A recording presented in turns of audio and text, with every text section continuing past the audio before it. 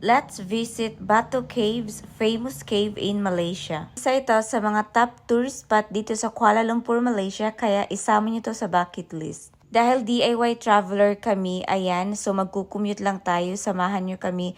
So sasakay tayo ng train at yung maganda kasi nga malapit lang yung pa-train station sa amin kaya hindi na kami nahirapan. Ilang minutes lang talaga yung lakad.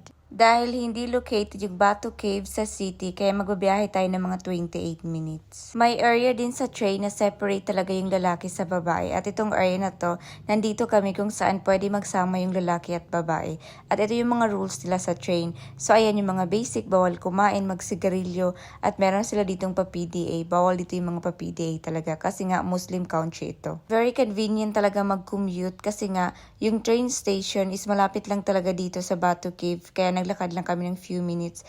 At ito yung nakita namin. Super ang ganda talaga nito. Very relaxing. Very peaceful. Sana nga pwedeng makapasok kaso nga lang hindi talaga day. From here, naglakad lang kami ng few minutes at ayan, nakarating na kami at super na-surprise ako kasi ang dami talagang kalapati, ibang vibe talaga. Dahil late afternoon na kami nakaalis, kaya ayan, nakarating kami dito mga 5:30 na talaga.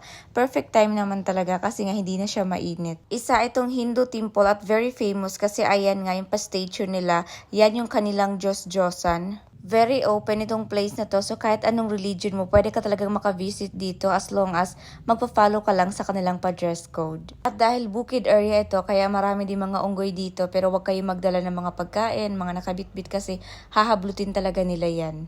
Kung gusto nyong umakyat, kailangan talaga nag-follow kayo sa pa-dress code. So, ito talaga yung isang reason kung bakit din famous talaga itong pa-temple kasi nga they very colorful yung hagdan nila and 272 steps ito.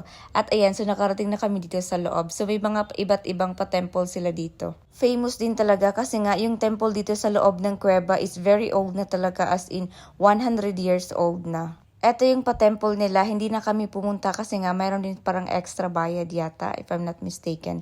Pero ayan nga day, kasi nga nakita namin day, parang papaliguan ka talaga. So ayan, hindi na kami nag-ano day kasi wala din kaming pa-extrang damit. At pumunta pa kami sa pinakatuktok at itong pa-view natin. Very unique din kasi itong area kasi imagine mo yung temple is nasa loob ng kuweba at for how many years na itong ganito, kaya amazing talaga. As long as covered yung shoulders nyo at below the knee yung pambaba, makakakit kayo sa taas. At yung pinakamaganda dito is wala siyang pa-entrance, as in entrance free talaga siya, libre. Kaso nga lang, pagdating naman sa mga pa-foodies, so dahil nga Hindu temple ito at mga Indians talaga yun nandito, so yung mga pa-foodies nila is mga pa-ganun din. So nag-try kami maghanap ng mga pa-burger or hotdog, wala kami nakita dahil kaya ayan, umuwi na lang mga persons at doon na lang kami kakain kasi nga malapit lang naman yung mall sa amin. At ayun lang yung paghanap natin